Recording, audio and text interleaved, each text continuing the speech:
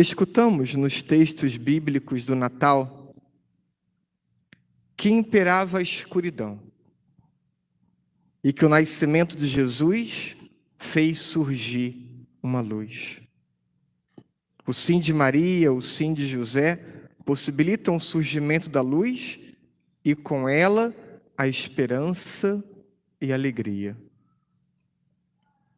Ainda hoje percebemos muita escuridão na sociedade e muita escuridão também em nossas famílias. O que encontramos ao olhar para tantas de nossas famílias cristãs? Que anos de namoro não prepararam para a constituição da família. Que durante a preparação próxima para o casamento, a preocupação prioritária foi apenas o financeiro e o material. Mesmo os casais católicos não buscam a literatura sobre o matrimônio, sobre o que a igreja ensina a ser a família, sobre as virtudes necessárias para ser um esposo, uma esposa, um pai, uma mãe.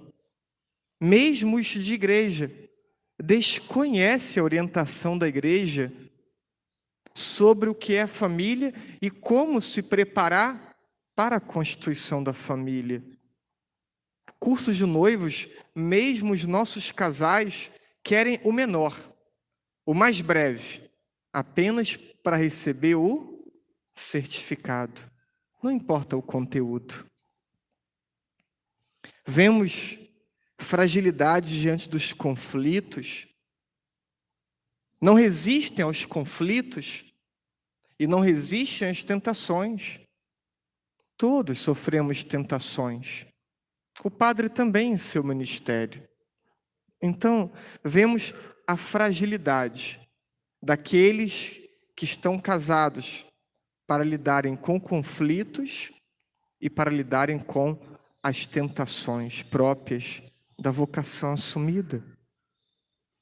Vemos, olhando para nossas famílias, dificuldade de convivência e incapacidade de dialogar.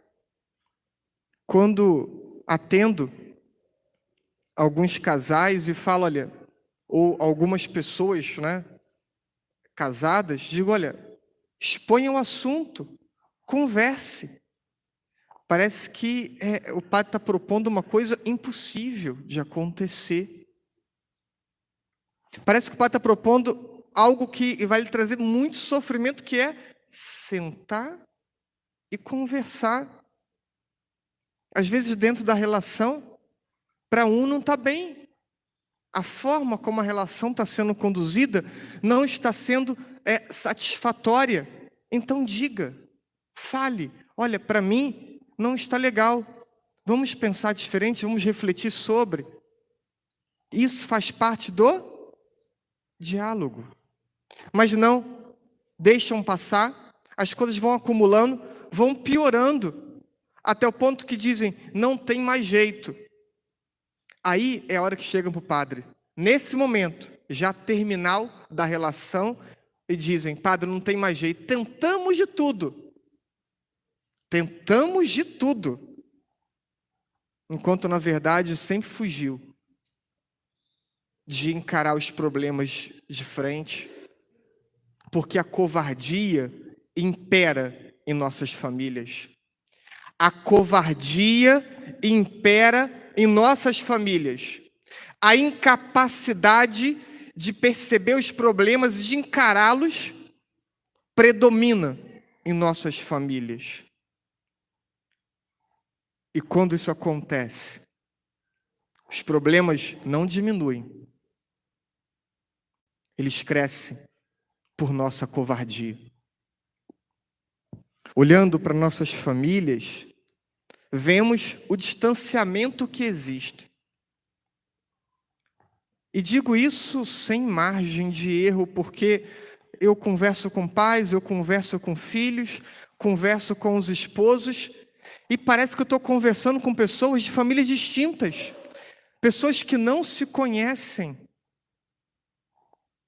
É incrível como que uma esposa não conhece seu marido, como que o marido não conhece sua esposa. É incrível como que os pais não conhecem seus filhos. É incrível como isso acontece hoje em dia. Olhando para as nossas famílias, vemos individualismos, onde se deveria aprender a ter tudo em comum. E ter tudo em comum também é o tempo em comum.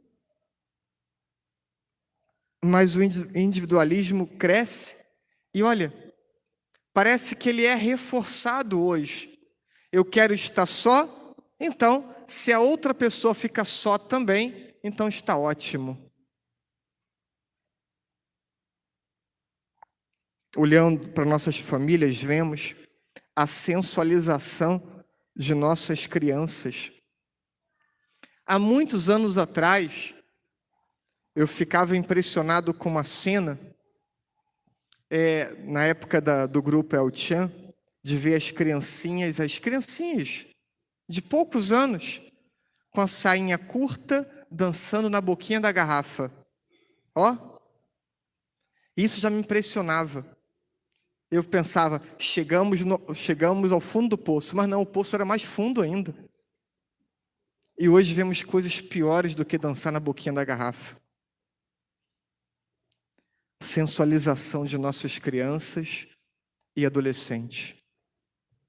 O que assistem, o que dançam, o que escutam, o que vestem, o que conversam. E parece que nada é problema. A pornografia e a naturalização da pornografia estão cada vez mais acentuados em nossas famílias.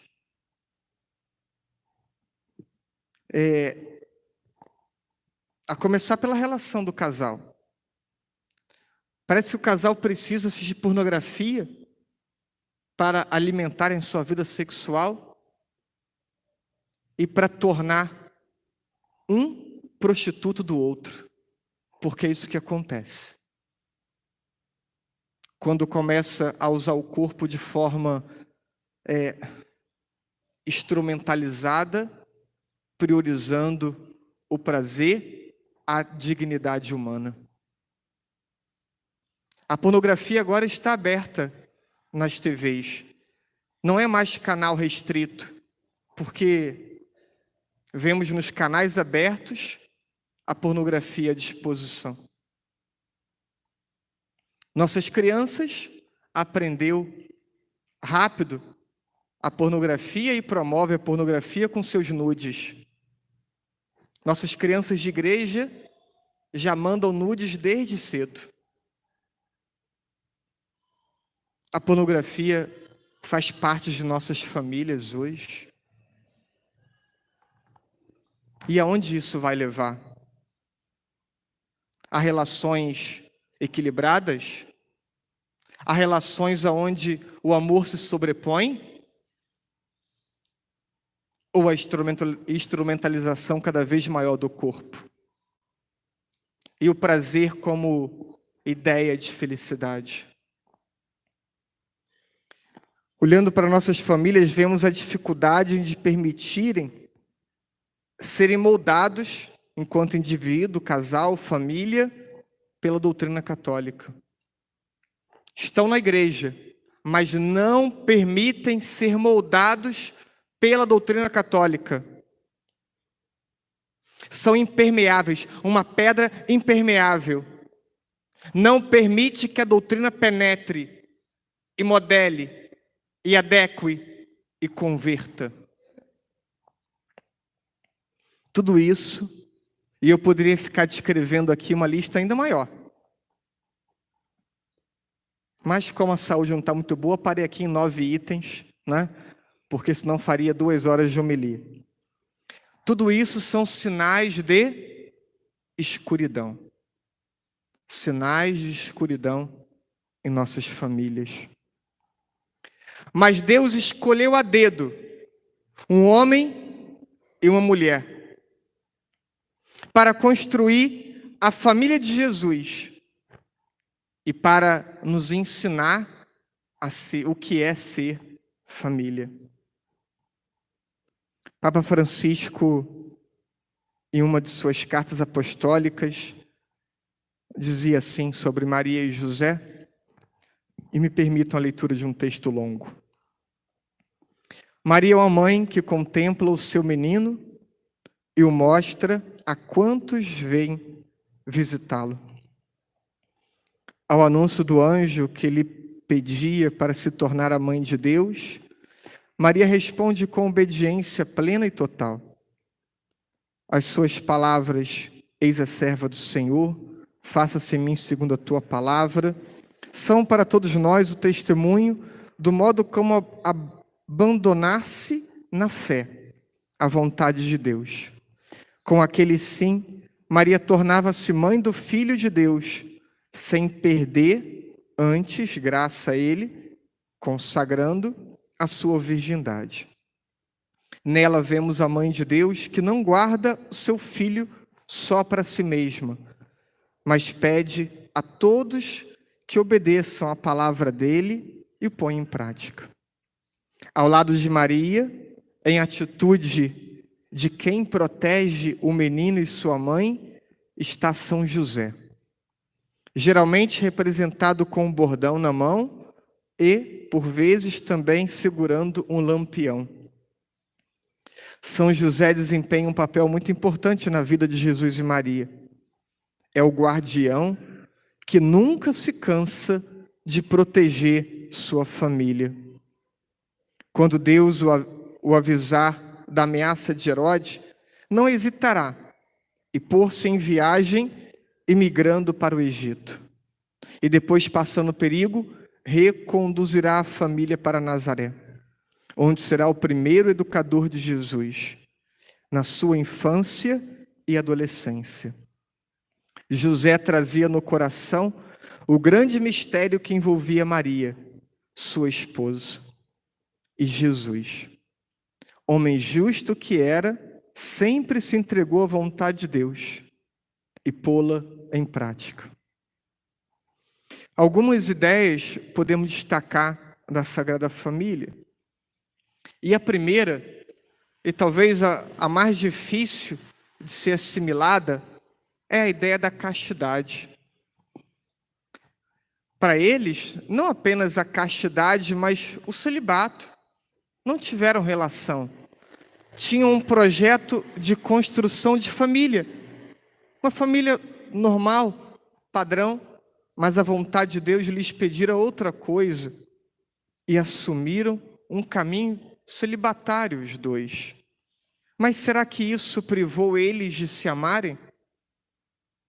Será que o amor está restrito ao ato sexual? O ato sexual na vida matrimonial deveria ser entendido como um elemento do amor, mas o amor não se restringe ao ato sexual. Então, a castidade na vida matrimonial é um tema importantíssimo para os dias atuais, porque a ausência da castidade, que é a moderação no ato sexual, ela impede tantas vezes que o amor se manifeste. E a gente vê, infelizmente, até entre cristãos católicos, usarem expressões chulas e que não tem nada a ver com a doutrina, como, entre aspas, entre quatro paredes. Bem, né? Sabe o restante da expressão. Expressões que depõem contra o que deveríamos crer, o que devemos viver e o que deveríamos ensinar. Ainda olhando para Maria e José, vemos a sensibilidade para perceber a vontade de Deus. Como sermos conduzidos por Deus se nós não soubermos para onde Deus nos conduz? É preciso, então, uma sensibilidade para perceber a vontade de Deus, e essa sensibilidade vem pela oração, vem pela piedade. Por aí vem tal sensibilidade.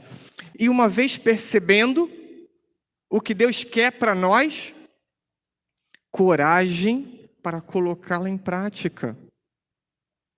Ainda disponibilidade para poder mudar a vida de rumo.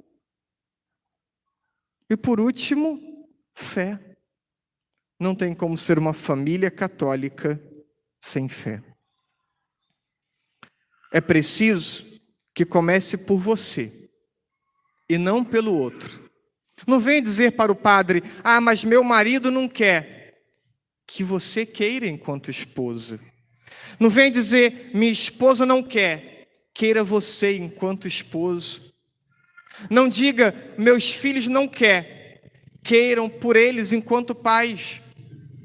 Não digam: meus pais não querem. Queiram vocês enquanto filhos. Que comece por você. Não espere o outro. Faça a sua parte, sem nunca reclamar. Sem nunca dizer: não há respostas. Eu beijei meu pai durante 8 anos, aguardando um retorno. Eu queria um beijo dele. E quando eu decidi que eu queria ser beijado pelo meu pai, eu comecei a beijá-lo. 8 anos depois ele retribuiu. 8 anos depois, eu ganhei um beijo meio desengonçado. Mas eu ganhei o beijo do meu pai e fui o único filho beijado por ele, porque começou por mim. Porque eu quis começar. Seja em sua família uma pessoa que tenha iniciativas. Iniciativa para amar, para manifestar carinho, para confiar, para conversar, para perdoar e para recomeçar. Repito, seja em sua família uma pessoa que tenha iniciativa para amar, para manifestar carinho, para confiar, para conversar, para perdoar e recomeçar. Muitas famílias nossas precisam recomeçar. Muitas de nossas famílias precisam recomeçar. Não percam tempo. Muitas relações entre esposos, pais e filhos, irmãos, precisam recomeçar. Não se prendam às mágoas. Não se prendam à falta de correspondência. Comece por ti. Comece por você. Ajude a sua família a tornar-se sagrada. Não perfeita, porque não será perfeita. Mas ajude sua família a tornar-se sagrada. Ajude sua família a se amar de verdade. A se amarem de verdade. Peçamos as bênçãos de Deus, a intercessão de Maria e José. Olhemos para essa sagrada família e pensemos em tudo aquilo que podemos ser e podemos viver como família. Não tem nada acabado. Que comece hoje, que comece por você. A grande transformação de nossa casa. Que Deus nos ajude a todos nós para não lamentarmos no futuro. Que comece hoje para não lamentarmos no futuro. Assim seja.